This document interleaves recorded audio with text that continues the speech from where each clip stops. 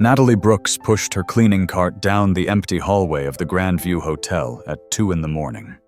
Her feet ached from 8 hours of scrubbing floors and cleaning bathrooms.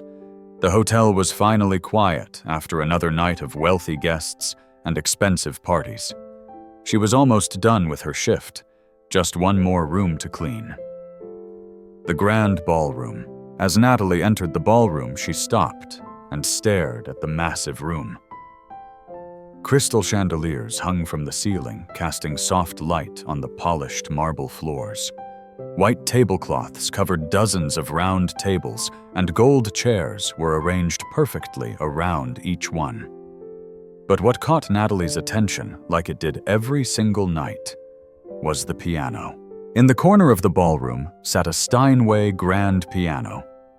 It was black and shiny, worth more money than Natalie would make in 5 years of working at this hotel. She had walked past this piano hundreds of times over the past 4 years. She had dusted it, polished it, and cleaned around it. But she had never touched the keys. Not once. Tonight, though, something felt different. Natalie looked around the empty ballroom. Nobody was here. The hotel guests were asleep in their expensive suites upstairs. The other cleaning staff were working in different parts of the building. She was completely alone with the piano. Her hands trembled slightly as she walked toward it. She knew she should not do this. She was just a janitor. This piano was for professional musicians who played at fancy events. But Natalie had a secret that nobody at this hotel knew about. 6 years ago, Natalie had been a different person with a different life. Back then, she was not pushing a cleaning cart through hotel hallways. She was a piano student at the Manhattan School of Music, one of the best music schools in the country. She had been good, really good. Her professors told her she had a gift. They said she could have a future as a concert pianist. She had a full scholarship and dreams bigger than the New York City skyline. But dreams have a way of breaking when reality crashes through the door. During Natalie's final year at the music school, her father died suddenly from a heart attack. 2 months later, her younger brother made some bad choices and ended up in prison. That left Natalie's mother alone, trying to raise 3 younger siblings with almost no money. Natalie had to make a choice. She could stay in school and chase her dreams while her family struggled. Or she could leave school and help her family survive. She chose her family. She dropped out 3 months before graduation and got the first job she could find. That job was cleaning hotel rooms at the Grandview. She told herself it was temporary, just until her family got back on their feet. But temporary turned into 1 year, then 2 years, then 4 years. The student loans she had taken out still needed to be paid back every month, even though she never finished her degree. After sending money home to her mother and paying her own rent in a tiny studio apartment in the Bronx, there was nothing left over for music lessons, or piano practice, or concert tickets. Natalie lived in 2 worlds now. In one world, she was invisible. She cleaned toilets and emptied trash cans and mopped floors. Rich people walked past her without seeing her face. To them, she was just another hotel worker in a gray uniform. But in her other world, the world that lived inside her head and heart, Natalie was still a musician. In her small apartment, she had a cheap electronic keyboard that she bought used for $50. Every night when she got home from work, no matter how tired she was, she would play that keyboard for at least an hour. The sound was thin and artificial, nothing like a real piano. But it kept her fingers moving and her musical soul alive. Now standing in front of this beautiful Steinway piano in the empty ballroom, Natalie felt something she had not felt in 6 years. She felt possibility. She glanced at the door one more time to make sure nobody was coming. Then she sat down on the piano bench and lifted the cover from the keys. The keys were perfect, black and white and smooth. She placed her right hand gently on middle C and pressed down. The sound that came out was rich and pure and absolutely beautiful. It was the sound she had been dreaming about for 6 years. Natalie began to play a piece by Chopin, a nocturne she had learned when she was 19 years old. Her fingers remembered exactly where to go. The music started to fill the ballroom, echoing off the marble floors and the high ceiling. She closed her eyes and let herself disappear into the music. For these few minutes, she was not a hotel janitor. She was a pianist again. She played softly at first, afraid someone might hear and stop her. But as the music took over, she forgot about being afraid. She played louder with more confidence, letting all the emotion from 6 years of struggle pour out through her fingers. The piece built to a beautiful climax, and Natalie played the final notes with her whole heart. When the last sound faded into silence, she sat there for a moment, with her hands still on the keys.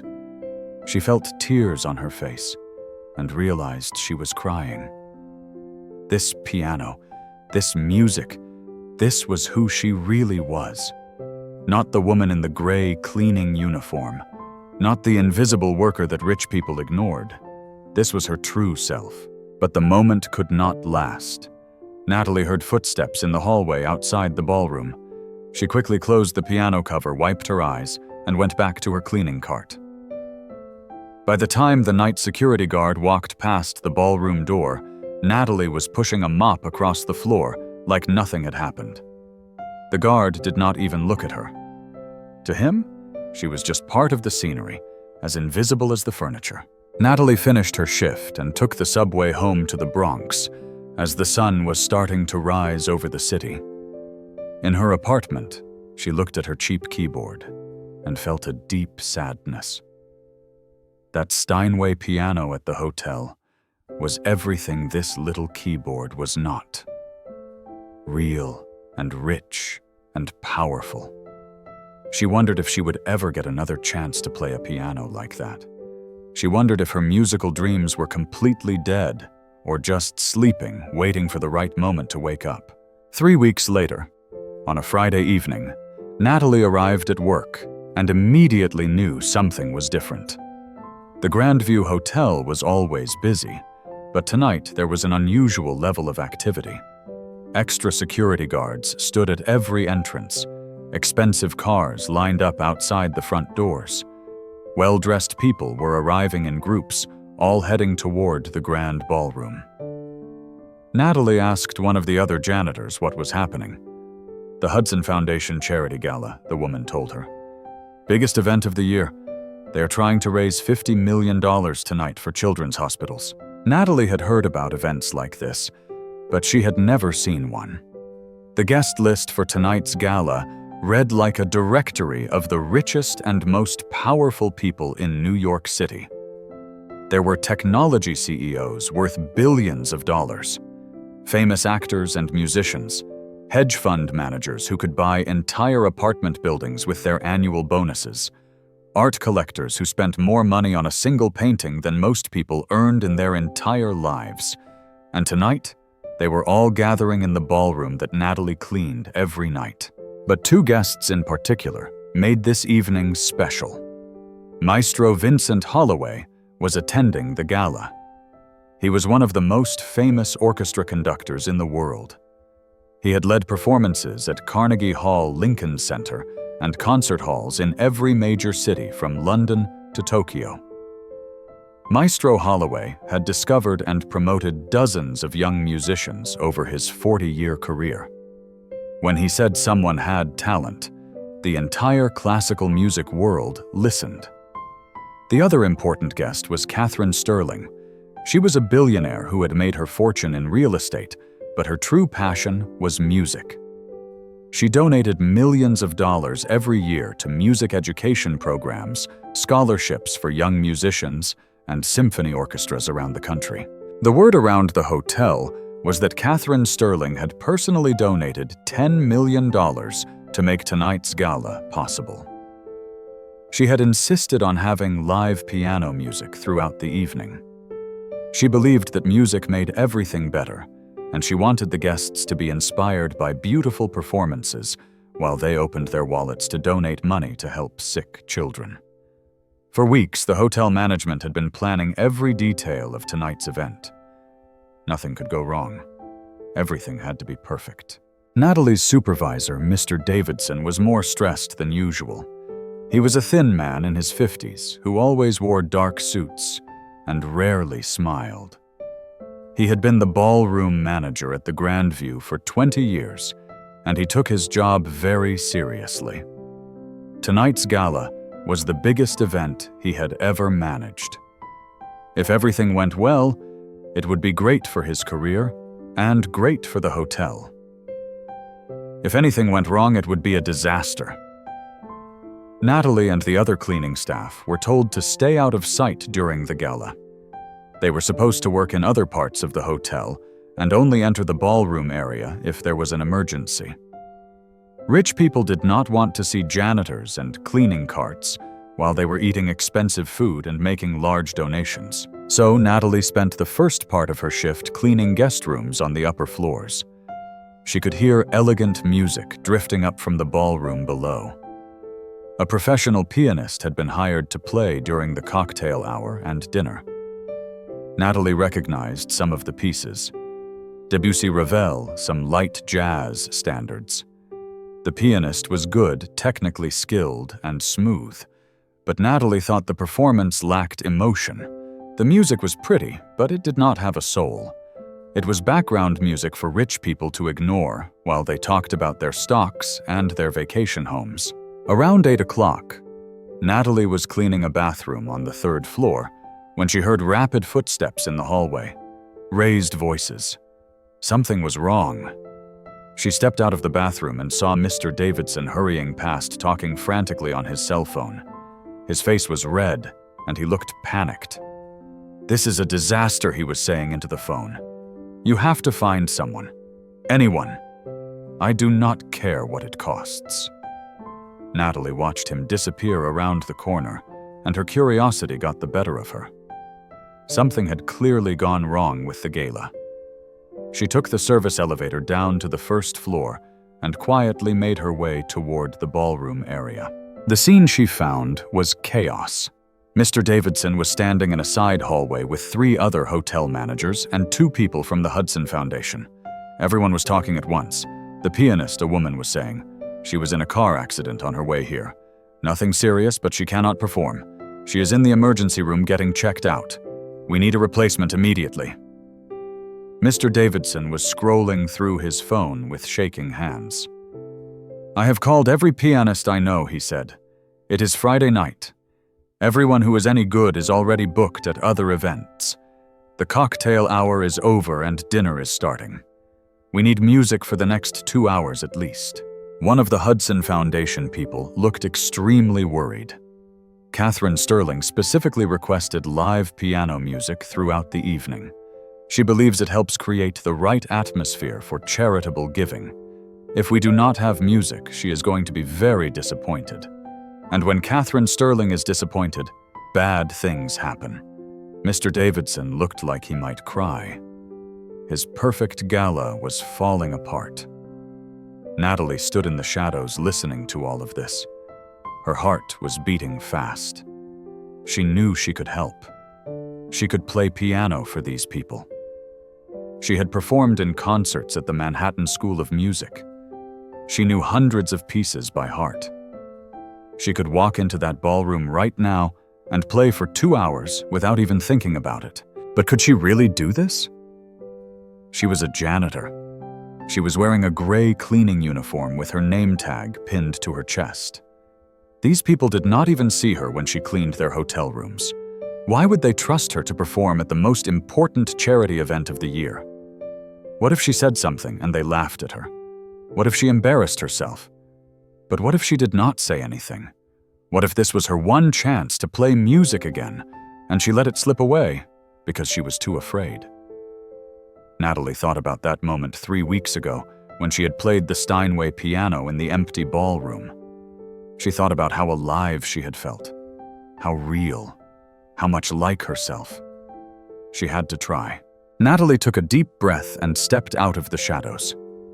"Excuse me, Mr. Davidson," she said quietly. The conversation stopped. All the managers and organizers turned to look at her. Mr. Davidson seemed confused about why a janitor was interrupting his crisis. "What is it, Natalie?" he asked impatiently. I could not help overhearing Natalie said. Her voice was shaking, but she forced herself to continue. "You need a pianist for tonight. I can do it. I can play piano." For a moment, nobody said anything. They just stared at her. Then Mr. Davidson let out a short, sharp laugh that was not really a laugh at all. It was more like a noise of disbelief. "Natalie, this is not the time for jokes. We have a serious problem here." "I am not joking," Natalie said. She could feel her face getting hot. "I studied piano at the Manhattan School of Music. I know how to play. I can perform for your gala." Mr. Davidson looked at her like she had just told him she could fly by, flapping her arms. "You studied at the Manhattan School of Music?" he repeated slowly. "Yes, sir."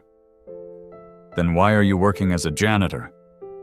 Natalie had known this question would come. It was the question she had been avoiding for 6 years, the question that made her feel ashamed and angry and sad all at once. "My father died, and my brother went to prison, and my mother needed help raising my younger siblings," she said. The words came out flat and simple. "I had to leave school to help my family. I took this job because I needed money fast. The student loans still have to be paid every month, even though I never graduated." Mr. Davidson's expression changed slightly. The skepticism was still there, but there was something else now, too. Maybe sympathy. Maybe respect. One of the Hudson Foundation organizers, a woman in an expensive black dress, spoke up. "Even if you did study music," she said, "that does not mean you are good enough to perform at an event like this. These are extremely sophisticated guests. They have heard the best musicians in the world. If you are not excellent, it will be worse than having no music at all." Natalie understood this. These people were used to perfection. They paid for the best of everything. She would only get one chance to prove herself. "Let me play something for you right now," Natalie said. "If you do not think I am good enough, I will go back to work and never mention this again. But if I am good enough, please let me help." Mr. Davidson looked at his watch. "We are running out of time," he said. "Fine. There is an upright piano in the staff break room. Play something for us there. If you are even halfway decent, maybe we can make this work." They all walked quickly to the break room, a small space with vending machines and a few tables where hotel employees ate their lunches. In the corner sat an old upright piano that nobody had played in years. It was out of tune and some of the keys stuck, but it would be enough for Natalie to show what she could do. She sat down on the worn piano bench and placed her hands on the keys. "What should I play?" she asked. "Something difficult," the woman from the Hudson Foundation said. "Something that will prove you have real skill." Natalie thought for a moment. Then she began to play Beethoven's Moonlight Sonata Third Movement. This was one of the most technically challenging pieces in the classical piano repertoire. It required incredible speed, precision, and control. Natalie's fingers flew across the keys, playing the rapid notes with perfect accuracy. The old piano sounded terrible, tinny, and out of tune, but her performance was flawless. The rushing passages, the dramatic chords, the delicate moments of beauty in between the storm of notes. She played it all from memory, her fingers remembering every detail even after 6 years away from serious practice. When she finished, the break room was silent. Mr. Davidson's mouth was hanging open slightly. The woman from the Hudson Foundation had her hand over her heart. One of the other managers whispered, "Oh my God." Mr. Davidson finally found his voice. "You are really good," he said. "Like really, really good. Why have you been hiding this for 4 years?" Natalie did not know how to answer that question. She had not been hiding, exactly. She just had not seen any point in talking about her musical past when her present was mopping floors and cleaning toilets. Music was something she did alone in her apartment, a private thing that belonged only to her. Until now. The Hudson Foundation woman made a decision. "We will let you perform tonight," she said. "But we have some conditions. You need to look presentable. That cleaning uniform will not work. And you need to play beautifully. If you make mistakes, or if the guests complain, we will have to ask you to stop. Do you understand?" "I understand," Natalie said. Her heart was racing with excitement and fear. "Thank you for giving me this chance." Mr. Davidson was already thinking about logistics. "We have 30 minutes until the main course is served. That is when the music is supposed to start. Natalie, you are about the same size as Jessica at the front desk. Go ask her if you can borrow a dress. Something simple and professional. And for God's sake, wash your hands and fix your hair. You are about to perform for some of the richest people in America." 25 minutes later, Natalie stood in a hotel bathroom looking at herself in the mirror. She was wearing a simple black dress that Jessica had lent her. It was not fancy, but it was appropriate. She had washed her face and hands and pulled her hair back into a neat bun. She looked like a professional musician, or at least she hoped she did. Her hands were shaking. It had been 6 years since she had performed in front of an audience.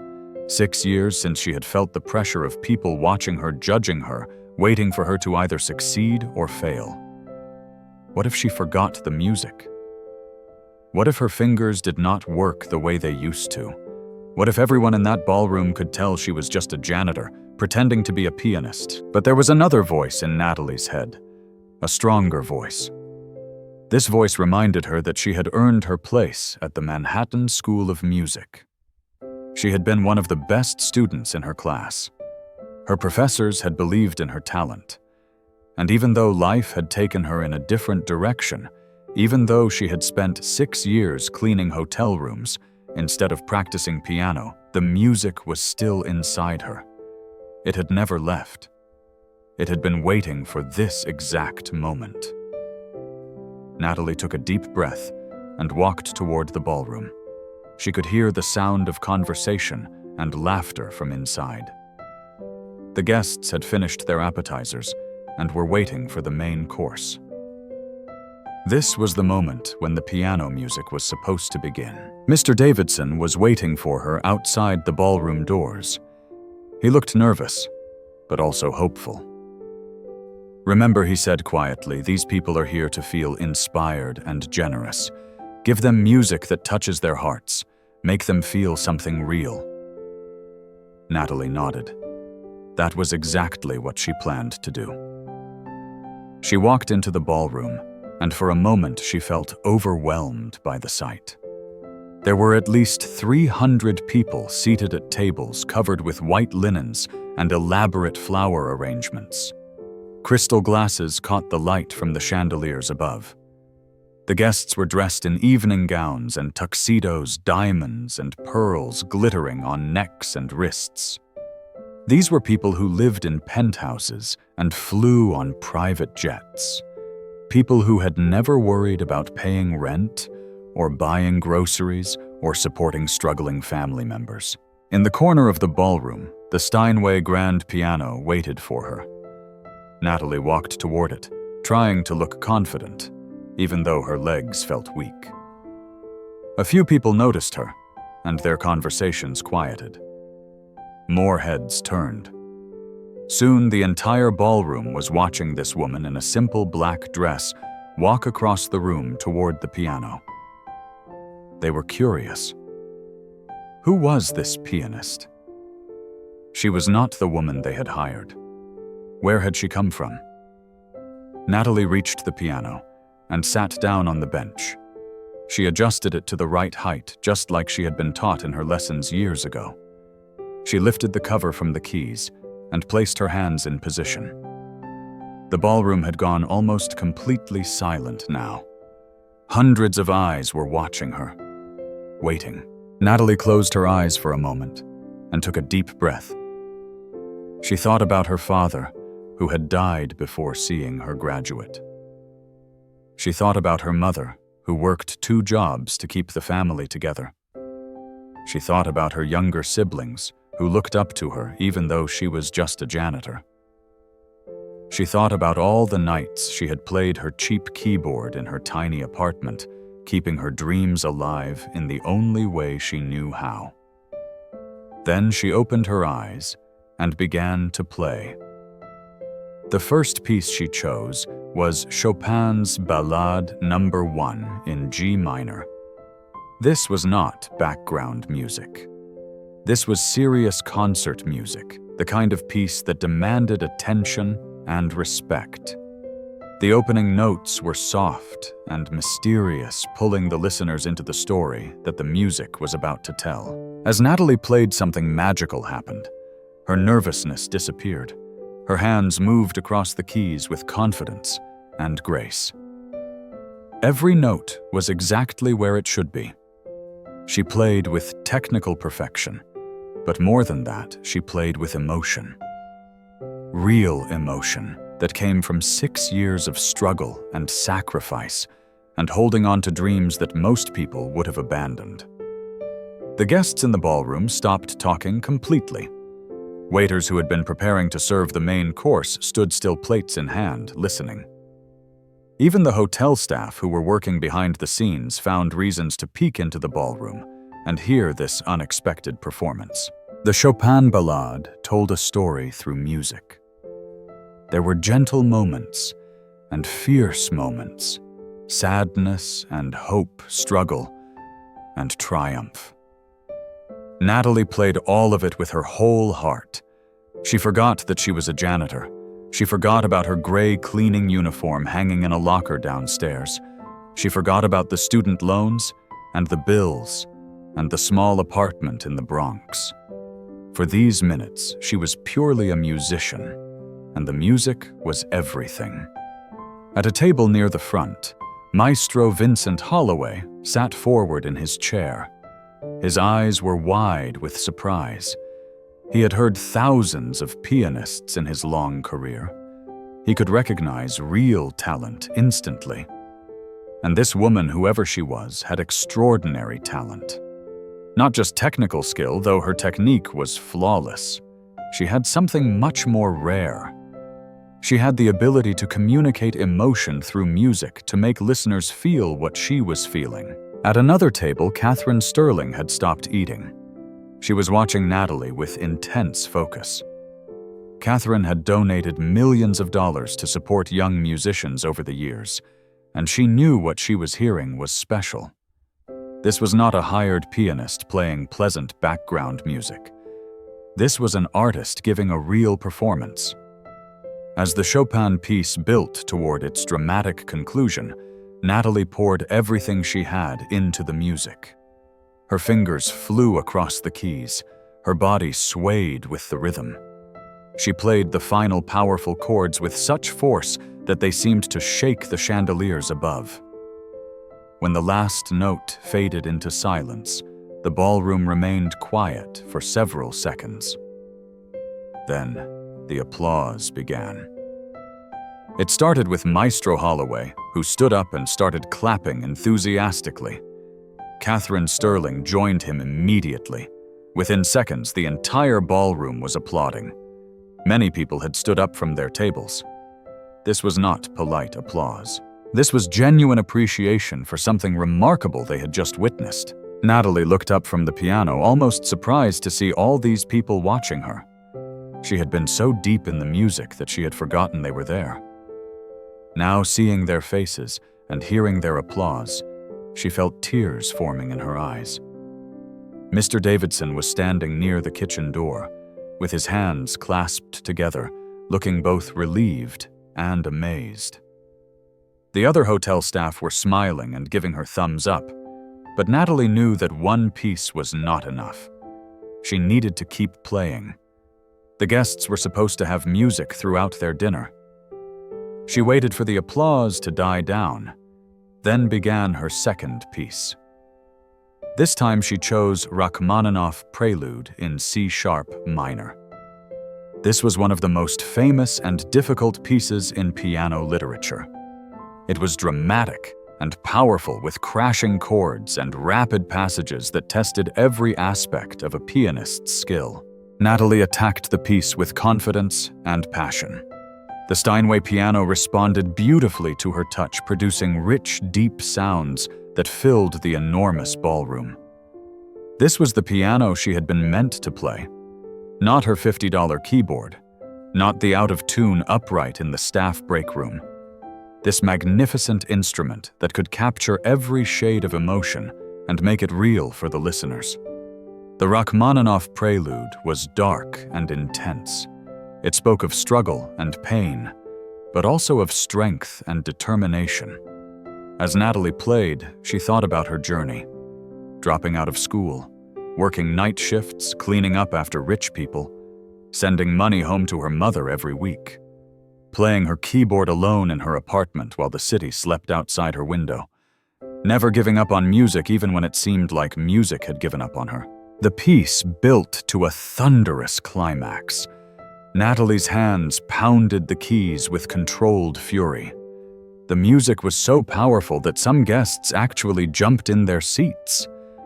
And then, in an instant, the fury gave way to a soft, haunting melody. This was the genius of Rachmaninoff, the ability to move from darkness to light, from anger to beauty, all within a single piece of music.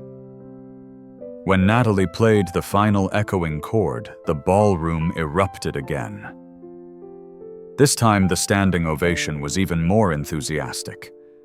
People were not just clapping, they were shouting "Bravo" and "Magnificent." Maestro Holloway had both hands raised above his head, applauding as hard as he could. Catherine Sterling had tears running down her face. Natalie stood up from the piano bench and took a small bow. She felt like she was floating. This was the moment she had dreamed about for 6 years. The moment when people saw her not as a janitor, or a dropout, or a struggling worker, but as a musician, as an artist, as someone with a gift worth sharing with the world. Mr. Davidson rushed over to her, his face flushed with excitement. "That was incredible," he whispered. "Absolutely incredible. Keep playing. Play whatever you want. These people love you." So Natalie sat back down and continued to play. She performed piece after piece, moving between classical works and some jazz arrangements. She played Debussy and Gershwin and Bill Evans. She played music that was gentle and music that was powerful. She played for 90 minutes straight, and the guests in the ballroom listened to every note. Waiters served the main course and dessert, but the usual dinner conversation was muted. People wanted to hear the music. They found themselves drawn into this unexpected performance by this mysterious pianist who had appeared out of nowhere. Some guests took out their phones and recorded short videos of Natalie playing. By the time the evening was over, those videos would be uploaded to social media. Within hours, they would be shared thousands of times. People love stories about hidden talent and unexpected magic, and tonight, they had witnessed both. When Natalie finally finished her last piece, a soft arrangement of "What a Wonderful World," the entire ballroom stood and applauded for 3 full minutes. Maestro Holloway was the first person to approach her. He walked straight to the piano with purpose in his steps. "Young lady," he said, extending his hand to shake hers. "I am Vincent Holloway. I conduct orchestras around the world, and I have heard some of the finest pianists alive. You have extraordinary talent. Who are you? Where did you train? Why have I never heard of you before tonight?" Natalie felt overwhelmed by his questions. "I studied at the Manhattan School of Music," she said, "but I had to leave before graduating. Family circumstances. I have been working here at the hotel for the past 4 years. Working here, Maestro Holloway looked confused. As a pianist? No, sir. As a janitor. I clean the rooms and the ballroom. I mop the floors. The maestro stared at her in disbelief. You are a janitor, but you play like a concert pianist. How is this possible? Natalie did not know how to explain the complex reality of her life to this famous conductor. Music has always been part of who I am, she said simply. I never stopped playing, even when I stopped studying. Catherine Sterling had joined them now, along with several other guests. They formed a small crowd around the piano, all wanting to talk to Natalie. Catherine introduced herself and asked permission to be blunt. How much do you make working as a janitor? She asked. Natalie was embarrassed by the question, but answered honestly. $15 an hour. I work full-time, so about $30,000 a year before taxes. And you have student loans from the music school? Yes, ma'am. About $85,000. I make payments every month. Catherine Sterling nodded slowly, taking in this information. Then she made a decision that would change everything. I am going to pay off your student loans, she said. All of them. Consider it done. Natalie thought she had misheard. I am sorry, what your student loans? Catherine repeated. I am paying them off. Tomorrow my accountant will contact the loan company and settle your entire debt. No one with your talent should be burdened by that kind of financial stress. Natalie felt her knees go weak. $85,000. This woman she had just met was offering to pay $85,000 just like that. I cannot accept that, Natalie stammered. That is too much. I do not deserve it. You absolutely deserve it, Maestro Holloway said firmly. And I have an offer of my own. I want you to perform with the New York Philharmonic. We are planning a special benefit concert in 3 months. I need a piano soloist, and after hearing you tonight, I know you are exactly right for the program. Natalie could not believe what she was hearing. The New York Philharmonic was one of the greatest orchestras in the world. Performing with them at a major concert hall had been one of her biggest dreams when she was a student. Sir, I would be honored, she said. More than honored. I do not have words for how much this would mean to me. More guests were gathering around now, and everyone wanted to offer Natalie something. A woman who owned a chain of luxury hotels said she would hire Natalie to perform in her hotel lobbies 3 nights a week at $500 per night. A man who organized private events for wealthy families offered her bookings at parties and weddings. An agent who represented classical musicians gave Natalie her card and asked to represent her. This is all happening so fast, Natalie said. She felt dizzy from the sudden attention. Just this morning I was cleaning toilets on the 3rd floor. Now you are all offering me these incredible opportunities. This is how life works sometimes, Catherine Sterling said with a warm smile. Talent finds a way to reveal itself. You just needed the right moment and the right audience. Tonight was your moment. One of the guests, who had been recording video on his phone, spoke up. I posted a clip of you playing the Rachmaninoff on social media about an hour ago, he said. It already has 50,000 views and people are sharing it everywhere. By tomorrow morning, millions of people are going to know about you. The mysterious pianist from the hotel. Natalie looked around at all these people. These wealthy, powerful people who had seemed so far above her just a few hours ago. Now they were treating her like an equal, like an artist whose work they respected and valued. It was almost too much to process. Mr. Davidson approached the group, looking both happy and a little sad. Natalie, he said, I think I'm going to lose my best janitor. Everyone laughed, including Natalie. Mr. Davidson continued. I owe you an apology. I have worked with you for 4 years, and I never bothered to learn anything about who you really are. I just saw a uniform, not a person. That was wrong of me. Natalie appreciated his honesty. You gave me a job when I desperately needed one, she said. I will always be grateful for that. You do not owe me an apology. But Mr. Davidson insisted. From now on, I am going to pay more attention to the people who work here. Who knows what other hidden talents might be walking these hallways?" The party continued for another hour, but Natalie was the star now. Guests kept coming over to talk to her, to ask about her background, to offer their support. The Hudson Foundation organizers announced that the gala had raised $63 million, exceeding their goal by $13 million. They credited the beautiful piano music for putting everyone in a generous mood. By the time the last guests left the ballroom around midnight, Natalie was exhausted, but exhilarated. Catherine Sterling had given Natalie her personal cell phone number and made her promise to call the next day to work out the details of paying off the student loans. Maestro Holloway had scheduled a meeting for the following week to discuss the concert with the New York Philharmonic. The talent agent had already sent Natalie an email with a contract to review. Natalie changed out of the borrowed black dress and back into her cleaning uniform. But she did not have to finish her shift. Mr. Davidson told her to go home and rest. "You have had quite a night," he said. "Take the weekend off. We will figure out your new schedule next week, assuming you still want to work here." "I will probably need to keep working for a while," Natalie said, "until I know that the music opportunities are real and sustainable. But thank you for being flexible." As Natalie rode the subway home to the Bronx, she kept replaying the evening in her mind. Had it really happened? Had she really performed for 300 wealthy guests at a charity gala? Had a billionaire really offered to pay off her student loans?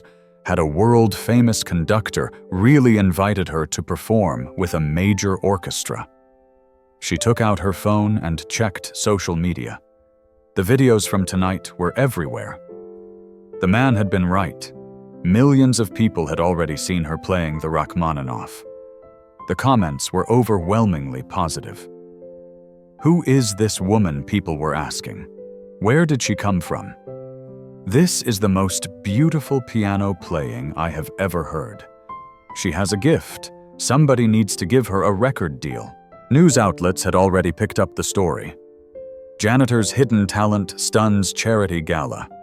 Hotel workers' piano performance goes viral. From cleaning floors to center stage. Natalie read these headlines with a mix of pride and discomfort. She was glad people appreciated her music, but she did not want to be defined by the fact that she had been working as a janitor. That job had been a necessity, a way to survive and help her family. It did not represent who she was as a person or as a musician. When Natalie finally got home to her small apartment, it was almost 3 a.m. She sat down at her cheap electronic keyboard and played a few notes. The sound was thin and artificial, just like always. But soon, if everything that happened tonight was real, she might be able to afford a real piano. Maybe not a Steinway Grand, but something decent. Something that would let her practice properly and develop her skills again. Natalie thought about calling her mother, but it was too late. She would call in the morning and tell her everything. Her mother would be so proud. For 6 years, Natalie had sacrificed her own dreams to help her family. She had sent money home every week, even when it meant eating ramen noodles for dinner and wearing clothes from thrift stores. Her mother knew about the sacrifice, but she did not know how much it had hurt Natalie to give up music. Now, finally, it seemed like Natalie might get to have both. She could help her family and pursue her passion. She did not have to choose anymore. Before she went to bed, Natalie looked at herself in the bathroom mirror. She was still wearing her gray cleaning uniform with the name tag pinned to her chest. But she did not look like just a janitor anymore. She looked like a woman who had taken a risk and won. A woman who had found the courage to speak up and claim her rightful place. Tomorrow, her new life would begin. The next 3 months passed in a blur of activity that Natalie could never have imagined. True to her word, Catherine Sterling paid off all $85,000 of Natalie's student loans. When Natalie called to thank her, Catherine simply said, "Consider it an investment in the future of classical music." With that enormous financial burden lifted, Natalie suddenly had money left over from her paychecks. Real money that she could save or spend on things other than debt payments. It was a feeling of freedom she had not experienced in 6 years. But Catherine's generosity did not stop there. She connected Natalie with the dean of the Manhattan School of Music and arranged for Natalie to complete her final semester and earn her degree.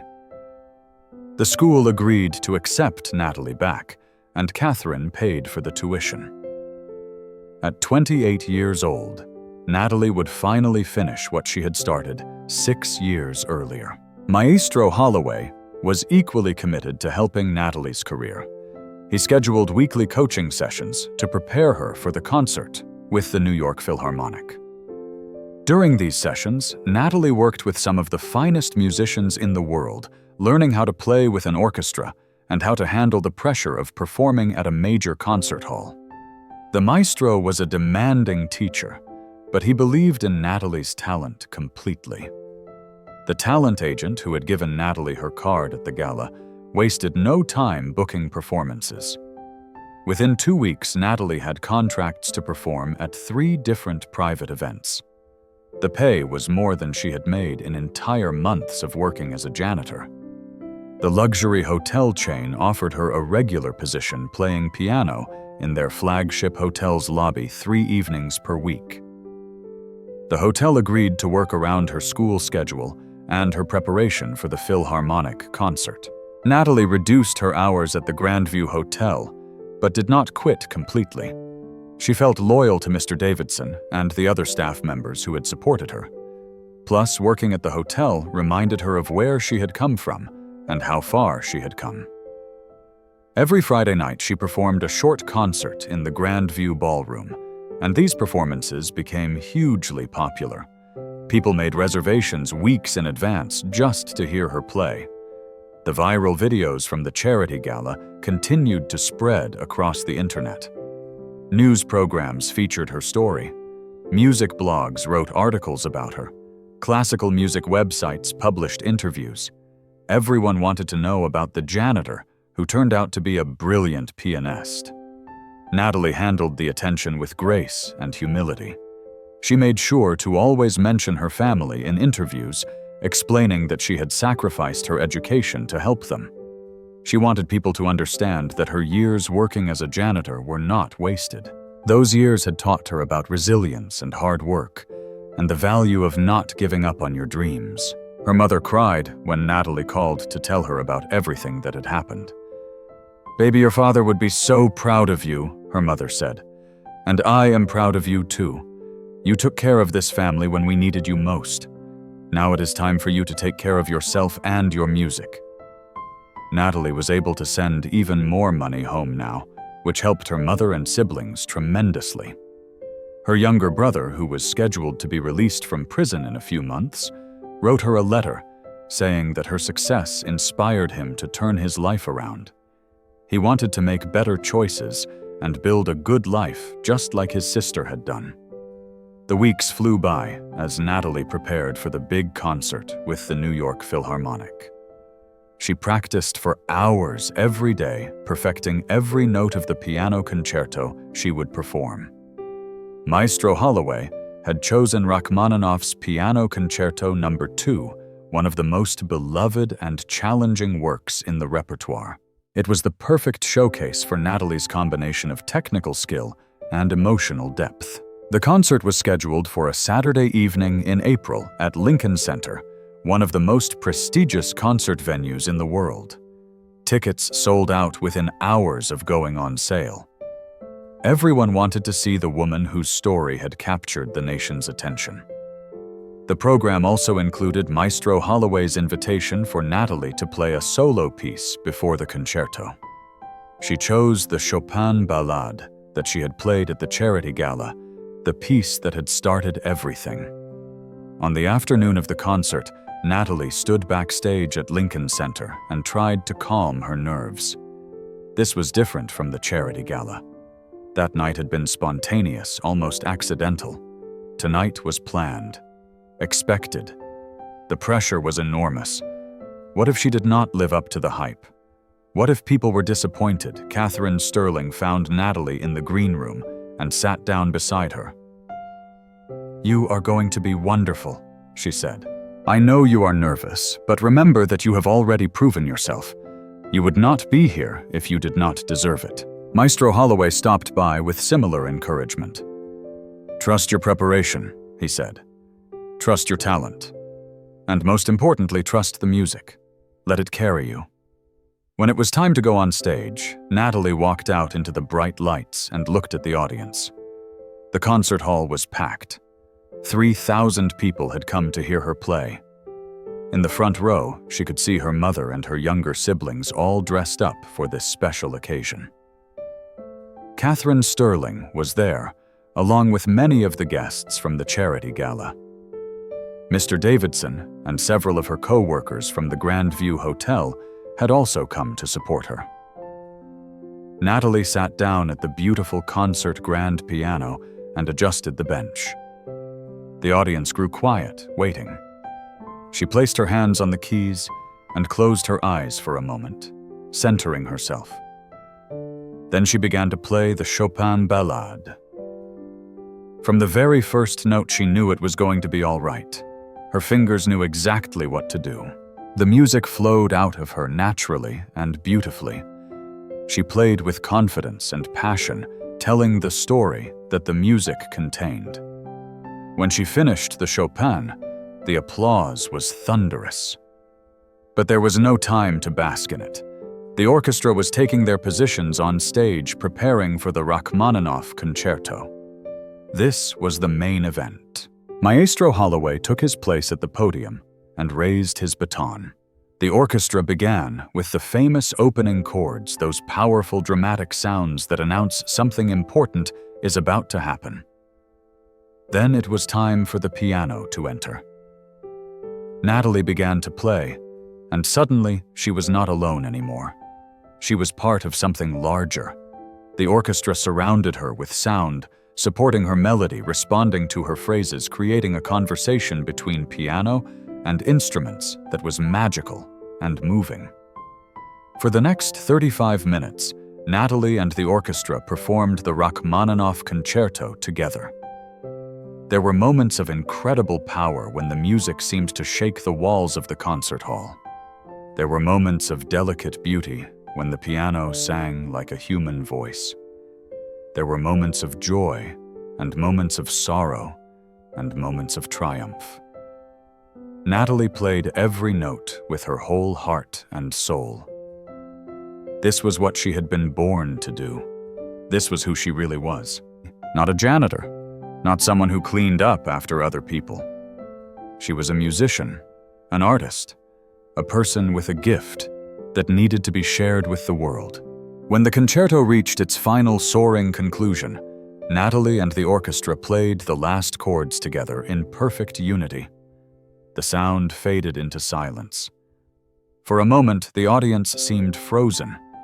Then everyone stood up at once. The standing ovation lasted for 5 full minutes. People were cheering and shouting. Some were crying. Maestro Holloway hugged Natalie right there on stage. The orchestra members tapped their instruments in appreciation, the traditional way that orchestra musicians applaud a soloist. Natalie took bow after bow, overwhelmed by the response. She looked out at the audience and saw her mother standing and clapping with tears streaming down her face. She saw Catherine Sterling nodding with satisfaction. She saw Mr. Davidson grinning proudly. She saw hundreds of strangers who had been moved by her performance. This was the moment she had dreamed about for so many years.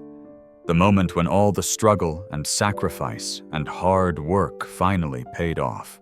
After the concert, there was a reception where Natalie met with guests and reporters and music industry professionals. Record company executives gave her their cards.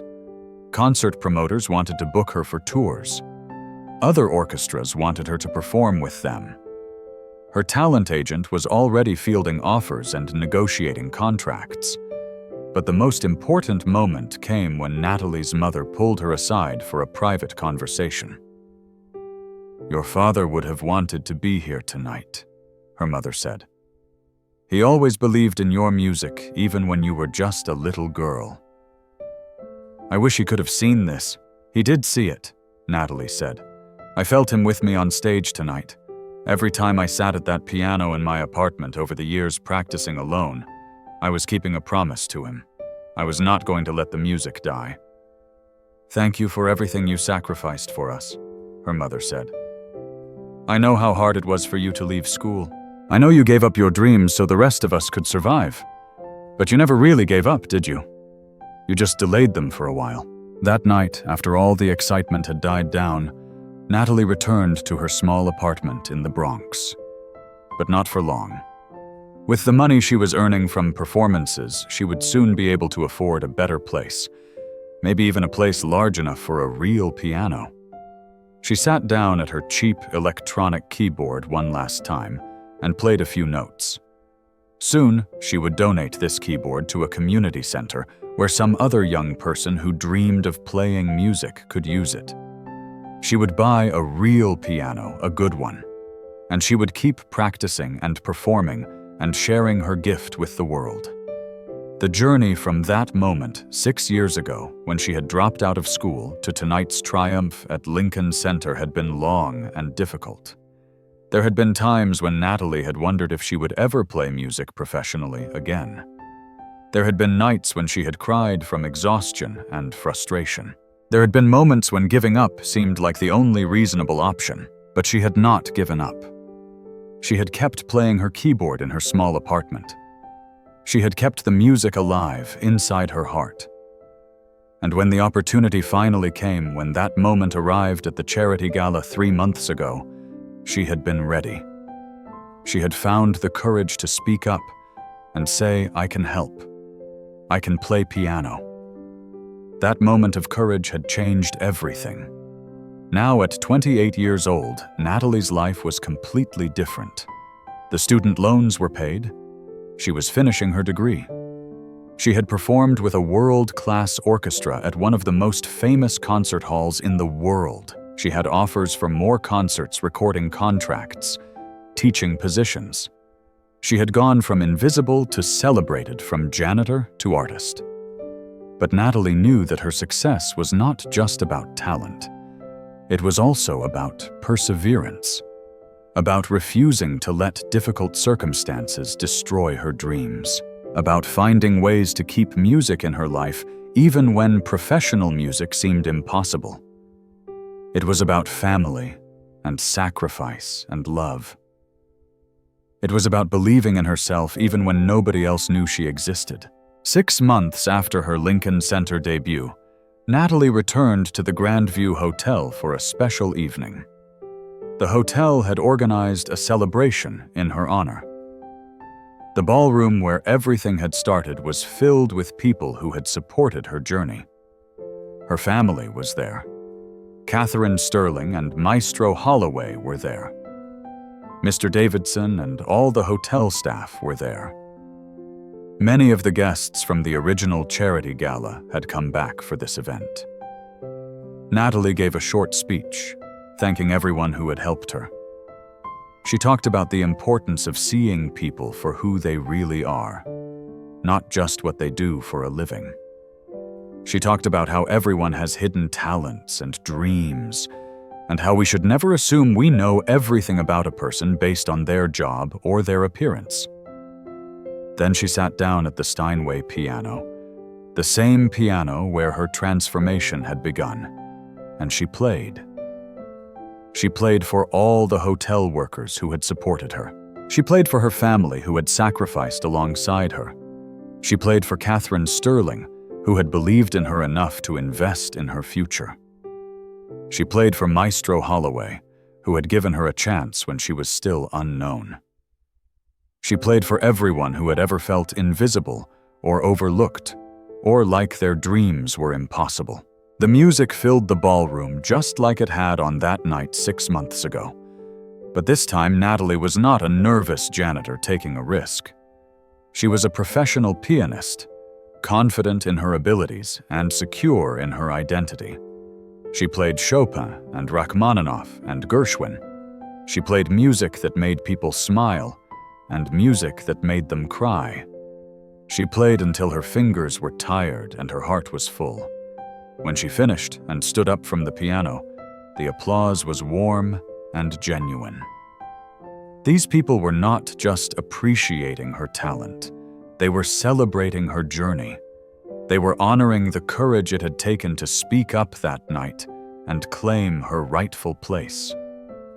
After the performance, Natalie spent time talking with the hotel staff. Many of them told her that her story had inspired them to pursue their own dreams. One woman had enrolled in nursing school. Another man had started writing the novel he had always wanted to write. A young man had applied to art school. Natalie's transformation had shown them that it was never too late to chase your dreams, no matter how impossible they might seem. As the evening wound down, Natalie found herself alone in the ballroom for a moment, standing next to the piano. She thought about that night 6 months ago, when she had pushed her cleaning cart into this room tired and discouraged, feeling like her life would never change. She had played the piano in secret just for herself, not knowing that anyone was listening. But someone had been listening. Life had been listening. And when the moment came when the opportunity presented itself, she had been ready. That was the lesson Natalie wanted people to take from her story. Do not give up on your dreams, even when circumstances force you to put them on hold. Find ways to keep your passion alive, even if it is just practicing alone in your apartment after a long shift. Stay ready, because you never know when your moment will come. And when it does come, have the courage to step forward and say, "I can do this. This is who I really am." Natalie's career continued to flourish. She recorded her first album, which received critical acclaim and sold well. She performed with orchestras around the country and eventually around the world. She gave master classes to young musicians, sharing not just her technical knowledge, but also her story of perseverance and hope.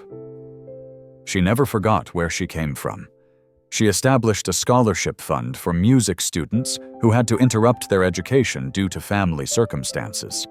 She partnered with community centers in low-income neighborhoods to provide free music lessons. She used her success to help others the way Catherine Sterling and Maestro Holloway had helped her.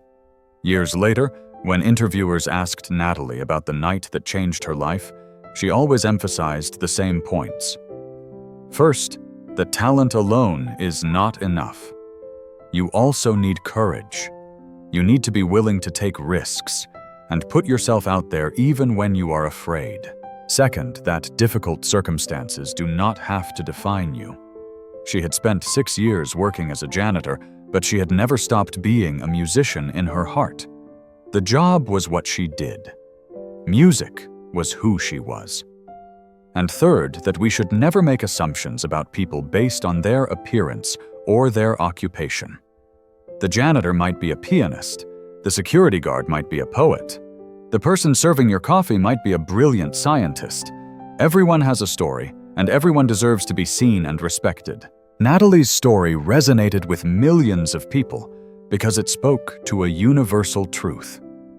We all have dreams that sometimes get deferred by the practical demands of life. We all have talents that we wonder if we will ever get to fully express. We all fear being invisible or overlooked or underestimated. But Natalie's journey proved that it is never too late. That hidden talents can be revealed. That one moment of courage can change everything. That the person cleaning the floors might be the most talented person in the building if only someone would give her a chance to show what she can do. And so when people think about Natalie Brooks, they do not think of her as a former janitor. They think of her as a pianist, as an artist, as an inspiration.